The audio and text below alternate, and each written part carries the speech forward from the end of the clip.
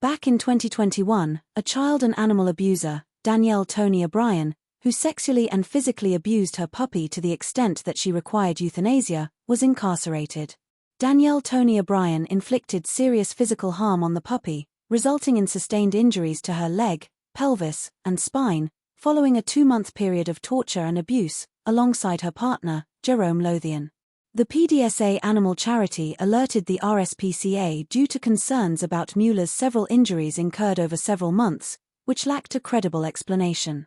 The small dog exhibited untreated prior injuries, a recent fracture in her hind limb, and genital mutilation. She has trouble walking on her hind legs and was bleeding from her nostrils, along with receiving injuries to her mouth and tongue. The veterinarian evaluated the extent of Mula's injuries and concluded that, despite thorough treatment, she would have persistent pain. Therefore, the most humane decision was to euthanize her to relieve her suffering. Magistrates were informed that Danielle Toni O'Brien denied Mula's euthanasia to intentionally prolong her suffering, prompting the involvement of law enforcement. Helen Mead, an inspector for the RSPCA, remained with the vulnerable puppy while awaiting the arrival of the police.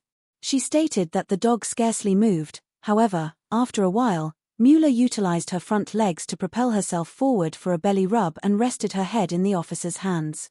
Danielle Toni O'Brien could provide plausible explanations for the majority of the injuries.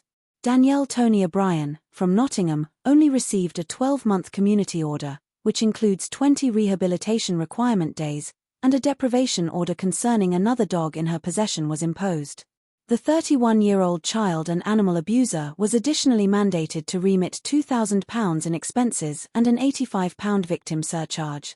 Please keep your children and animals safe.